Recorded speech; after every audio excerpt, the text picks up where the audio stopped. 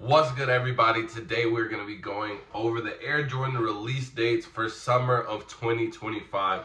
Now, this is going to be starting in spring too, because it's going to be going over some dates in April and May as well, but it's going to go through the course of the summer, and we have some pretty good lineup. So this video is just going to be kind of like your release calendar. See what you can be on the lookout for, and if I have some information on the shoes of like how easy, how hard I think it's going to be, I'm going to kind of drop a little snippet on each one as we go. So without further ado, let's get straight into it. We probably can just skip all of this. So first we got the Air Jordan 1 High Air. So these already came out. So this is April 5th. Both of these, I don't even look, I don't even remember these coming out, to be honest. Nobody really liked them, and as you can see, they are going for under retail. And I made a video about this, talking about the Rare Air 3s, and I feel like they just kind of combine these in that little collection to try and see how many people that they can kind of finesse, and nobody fell for it. Bro, same thing with the Air Jordan 4 Nets, the women's release. I think what they were trying to go for was just like, hey, this looks very similar to the Off-White 4s. Let's go ahead and do it. But this whole concept of the net thing, they need to just go ahead and cut that in general, bro. And as we can see, that's also going under retail. And then just recently, this came out last week, was the Air Jordan 3 Sail Cement Gray for women's. It was just something that no one really asked for, right? And I think it's gonna be really hard to be selling women's Jordans, in the near future, bro. Because I think when it comes to women, women's in sneakers, right? If they're not like a sneakerhead, they're gonna want to go for the trend, and I feel like Jordans have kind of phased out. And now they've gone to like the Asics New Balance, and then a lot of girls are getting into like working out. I feel like that's been a lot popular compared to the previous years. So a lot of women are going for just like this more comfort style, and they can wear the New Balances and stuff like that out to the club or wherever they want to go, right? So Jordans, women's wise, I don't think are going to be doing good this year, to be honest. Next, we have the Amamineer 3s. I think this one was pretty obvious. These came out on sneakers. They did sell out on sneakers, but I think on the website, I think they sat, but nobody really batted an eye for these. Like, no one really cared. And again, it's just kind of just like a lazy colorway that we're kind of just done with this series at this point. Like, we can tell that they've kind of clocked out, and we've clocked out as well. So now starting with the releases that haven't came out yet, or actually these actually dropping as the day that I'm recording, is the Retro 1 Rookie of the Year. Now, I made an assumption that this year was going to be the year where they just start putting out a lot of Air Jordan 1 Low OGs with this OG cut, because we have been seeing a lot more in the end of 2024 and now in 2025. But this is a solid colorway. The highs were really nice, and they came out in 2017, 2018, something like that, right? And this was like an era where, it's crazy. It was the year that Luka was gonna get Rookie of the Year, because a lot of people were like calling him the Luka ones. But I live in Dallas, so it's like, but he was on. I really don't know if he won Rookie of the Year that year or not. I don't think he did, but. If he was definitely on pace to do it. But a lot of people, the lows, and we can get that with the 11s as well, a lot of people aren't really appreciative of the lows. I feel like this year is very selective for what people are going to be buying when it comes to shoes, bro. So anything like this, I kind of call these like miscellaneous, or if maybe like you wanted the highs from a long time ago, this is something. But this isn't a new wave, right? I think these are just very similar to Dunks. A lot of people are already tired of ones. So it's really not a good time to really release it. So I don't really know what they're trying to do with that. Next, we have the Air Jordan 11 Low Breads. These are releasing April 26th in full family sizing, 190 men's, 150 grade school, 80 preschool, and 60 toddler. Same thing with the Air Jordan 1 Lows, right? These are low tops, and we have 5 high top Jordan 11s that are dropping this year. So I don't think a lot of people are going to kind of just be spending their money recklessly, on something like this when we can save it for these bigger releases that are coming up. And with a lot of people kind of catching on that releases are going to be limited this year, I think also people are kind of getting into like the normality of, I might have to pay resale for the shoe that I really, really want. And if it's going to be, only this shoe for this month, I don't mind paying extra, right? So, same thing. I don't see these. I will say if you go for them, you'll have a good chance of going for them. But again, we do have to be aware that Nike is making a lot of their products very limited. So even if it is considered a brick, it's still going to be limited, and you still have to put some type of footwork in to get these shoes. Next up, we have the Travis Scott Jumpman Bright Cactus, releasing in May. No specific date as of yet, but these are coming out in May. Retail 200 men's, 90 preschool, 75 toddler. Obviously, it's a Travis Scott. This is his own signature shoe. I don't think that this is going to do that well on the aftermarket. I do think that it is still going to be limited, though. It's a Travis Scott. Regardless, I don't think that even though they all, at least with the low tops, right? The low top ones, they have all just been on an ultimate decline. I don't think we're ever going to get to the point where Travis Scott's, I don't know, because those, the last Travis Scott's actually, I forgot what they called it, but I actually wanted those, the trainers. But his signature shoe, I don't think we're there yet. This shoe just kind of, there's only 3 colorways out of this shoe. So I just don't think this is a really good colorway. So I think this will be on the low end. And as we can see, it's already going for like barely over retail, right? So again, it's going to be limited, but I think you'll have a good chance if you really do like that neon color. Next, we have the Air Jordan 1 Retro High OG Ruby, a women's exclusive, releasing in May. No actual release date as of yet. 180 women's, 85 preschool, 70 toddler. Again, this is going to be another one of those instances where all these women exclusive shoes are going to go under retail. I don't think women are really checked in to the Jordan field as of right now.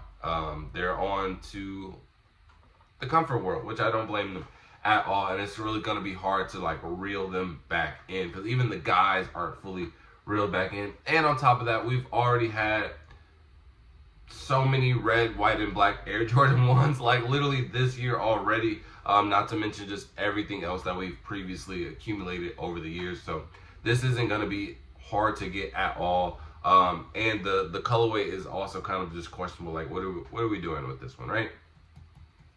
Next, we have the Air Jordan 5 Retro Low Peanut Butter and Jelly Grade School exclusive for May 1st, 2025. 140 grade school, 80 preschool, and 65 toddler. I wasn't even aware of this shoe. I didn't even know we were still making Retro 5 lows. But again, when it comes to grade school and women's exclusives, I feel like there was a point in time where those really did numbers, right? Like obviously, like when resale was kind of just peak, I wouldn't say all of them, but a lot of these grade school and women's exclusives were really cool, and you could get away with making a lot of money on it. Now it's just like they oversaturated us with things, so it's just like we have so many colorways of things, so it's like a lot of things don't feel special anymore, and I don't see a world where this like is really gonna do anything. Next, we have the Air Jordan 4 Retro Forget Me Not. This is a women's exclusive for May 3rd, 2025, retailing for 200 women's, 100 preschool, and 85 toddlers. Now, this one is interesting. This is for, it's supposed to be like the Mother's Day Jordan 4, and it's a type decent colorway, right? It's this baby blue. It has this flower on it. This has the potential to do something in the world. I don't know how impactful it's gonna be because again, I don't think too many people are really looking forward to this, bro. Again, I think when it's come to sneakers, I think we are still kind of just in a downhill, and people aren't as engaged unless it's just like constant hype. But I do see these selling out pretty quickly, though. I don't know if resale is gonna be crazy though, but I do say that these would 100% sell out really fast, to be honest, especially when we get to the bigger sizes, and actually the smaller sizes too, because this is actually like a pretty, like, you know, for like a girl, you know, whether it's your kid, your girl, your mom, this is a really pretty shoe for them to be rocking. Next, we have the Air Jordan 1 UNC Reimagined for May 10th, retailing at 180 men's, 140 grade school, 85 preschool, and 70 toddler. Honestly, I think this is a shoe that no one really kind of asked for. Now, obviously, with the Reimagined series, they kind of bring out these older models, or these more popular models, and they put this twist on it. So far, we had the original Chicago's, that was amazing. We have the Bred 4s, one of the OG Jordan 4s, literally classic. That was a good shoe. The white cement 3s, again, another OG Jordan 3, one of the best ones, if not the best. What else do we have? And then the 5s, the black the metallic 5s, again, another OG colorway. Now this one is technically, yeah, it is an OG colorway, but no one was really caring about these when they first came out. They came out, the last time they came out was in 2015, and they went under retail. The only reason that they became a lot more popular is because in the next couple of years we got the off-whites, and we got the off-white UNCs, which went crazy, which ended up making this price skyrocket. But now we're in a world where off-white has kind of passed its prime. Obviously Virgil has passed, so we haven't even been getting a lot of good stuff. On top of that, Jordan 1 hype is also dead. This was in an era where Air Jordan 1s was literally the best thing that you can be wearing at the time. And I don't think this will have the same amount of hype as the other Air Jordan 1s that we have gotten recently. And we also got the Black Toe Reimagines in February. Now that's obviously a little bit misconstrued because they have been you know, backdoored, put out in the world, like with a whole bunch of like release date pauses. I'm blanking out on the word, delays, you know. So that went under retail. I don't think these will go under retail. I do think that they will sell out, but I do think that they'll kind of be in that just like regular price area, like, you know, anywhere between 220 to 280. But I really don't even see these passing 300. But again, a lot of people could, you know, when we get to release date, we can see how limited this is, because you also have to keep in mind this is the Reimagined series. This is the type of series that I feel like Jordan Brand wants people to like really take heed to. Like, and so far, they have done every Reimagined shoe pretty good. You know what I'm saying? I don't think the black toes were necessary at the time that they did it. I think they waited a little bit too late, or it just wasn't the right time. But regardless, every one has been a hit. This one, I don't know. And a lot of people aren't saying like the changes are anything crazy. So this might not do that well, but depending on how limited they make, because they want this series to do so well, might change a lot of people's opinion and spike the price up. Next up, we have the Air Jordan 12 Retro Mellows, releasing May 17th. Retail 200 men's, 150 grade school, 90 preschool, and 75 toddlers. Now, I will say these are gonna do good. The hood loves 12s. I think the 12s, no matter what era we've in, like even if we're in a you know, a bear market when it comes to the shoes, they always do good. No matter what, they always sell out. They're always gonna do good.